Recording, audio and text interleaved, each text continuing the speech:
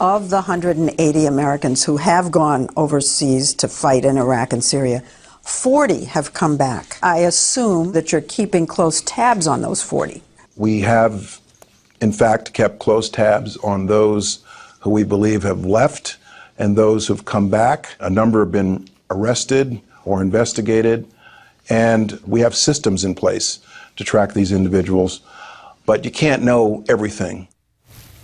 That was Homeland Security Secretary Jeh Johnson on CBS's 60 Minutes with Leslie Stahl yesterday, telling Americans how DHS has a system to track suspected jihadi recruits, but they can't know everything. And welcome to America's Forum alongside Miranda Khan. Rick Blackwell here filling in for J.D. Hayworth. Very compelling interview. Yeah, over the last 3 weeks alone, 6 Americans have been arrested for attempting to join ISIS, and with Jeh Johnson admitting that there have been at least 180 Americans that have gone over to join ISIS and 40 have returned to the U.S., we have to question, is DHS's system really working? Well, we want to go further in depth on this issue. We're pleased to be joined by former U.S. DEA agent and Florida SWAT officer James O'Born. And James is also the author of 8 published novels. His new book, Scent of Murder, due to be released tomorrow.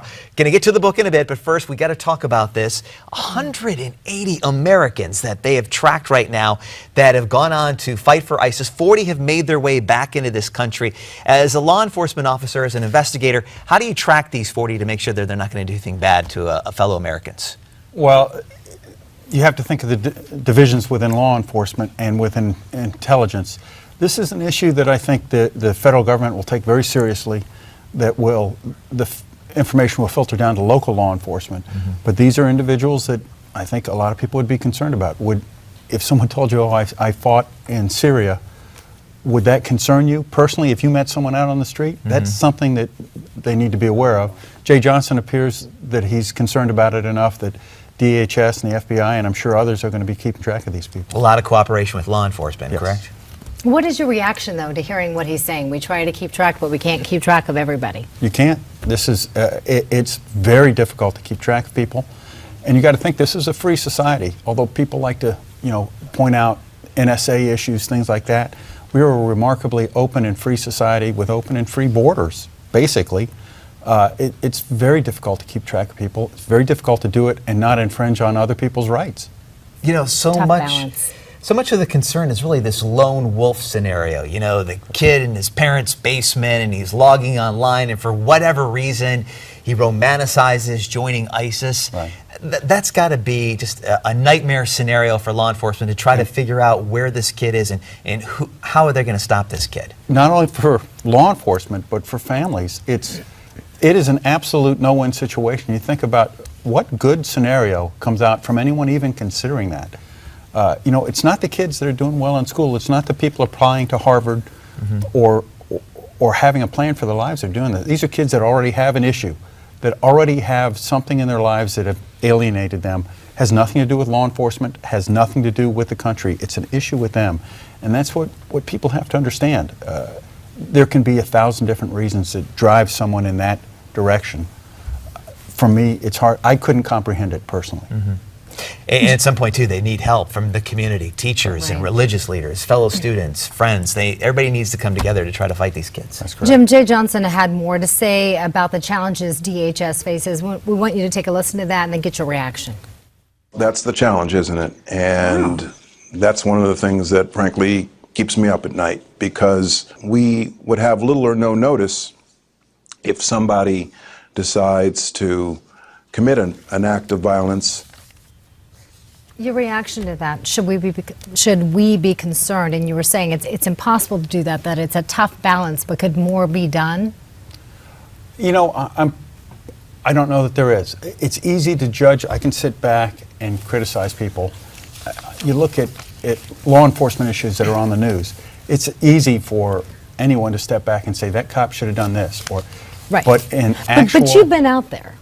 I have, not on this particular stuff for the most part. But you look at the 9/11 hijackers that were right in the Palm Beach County area for months, basically undetected. Of course, we weren't quite as alert then, but it's a very difficult, especially the lone wolf scenario, the book I'm working on right now with Lou Dobbs. deals exactly with that issue, with lone wolf terror attacks.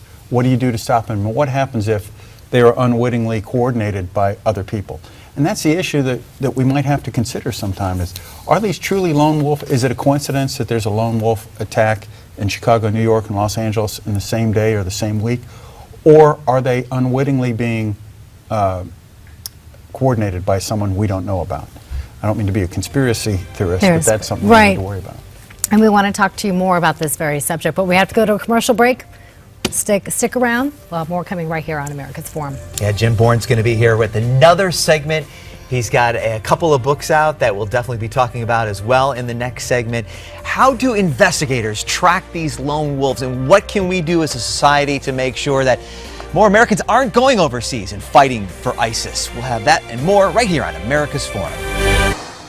Good morning, everyone, and welcome back to America's Forum. To go further in depth, we are rejoined by former U.S. DEA agent and Florida SWAT officer James O'Bourne. James, also the author of 8 published novels. Well, as a former DEA agent, we have to ask you, we'd be remiss if we didn't, about the situation that was going on in Colombia where some agents were getting busted for doing inappropriate things like hiring prostitutes. You know, I'd have to wait to see. What's your reaction hearing about something like that? You know, you can hear about a lot of stuff, but until I see exactly what went on, I kind of reserve judgment on it, because there's a lot of stuff that goes on that people say. For instance, the crash at the White House with the Secret Service agents a couple of weeks ago. Right. You heard one story, but then it slowly stepped it back and you realize it was nothing like it was originally reported.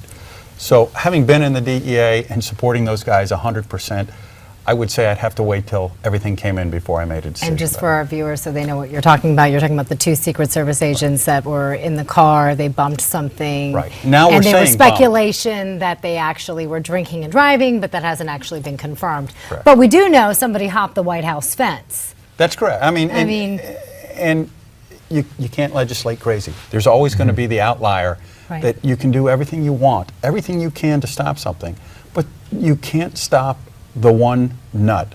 You can stop a lot of them, but there's always going to be someone that has an issue. And you look throughout history, from Archduke Ferdinand, I mean, that was a lone anarchist who threw the whole world into World War I. There's always going to be something. There's always going to be someone you can't prepare for. Well, let's take a step back and actually talk about the DEA in a big picture scenario. How are we right now in the fight against drugs? Where are we right now in the drug war in 2015? Well, there's still, people usually don't, it's taken a back seat. People don't refer to it as drug war much anymore because there's a war on terror, and that takes front and center.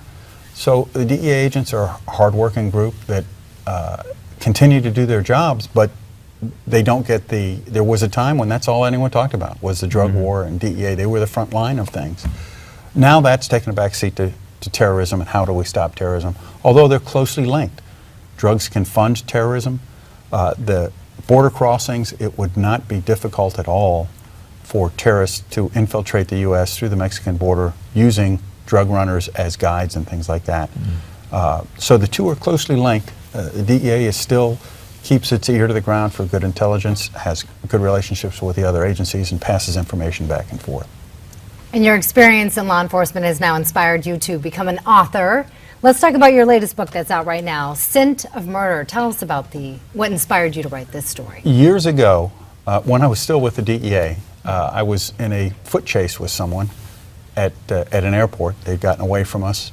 They had already assaulted one of our agents, and they were running across the street, and a sheriff's canine deputy saw us and heard on the radio that there'd been a problem.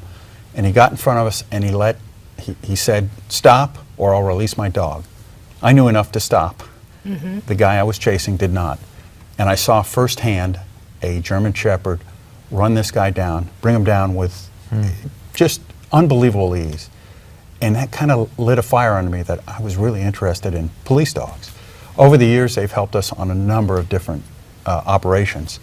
So the more I talked to canine handlers and saw how much they love their dogs, I realized that this could be something that that people would really be interested in. So I started working on a novel about how a canine handler who might have done something else before, in this case he was a detective, and for whatever reason he went back to, he was moved to the canine unit, and the relationship he has with his dog, how the dog interacts with his family.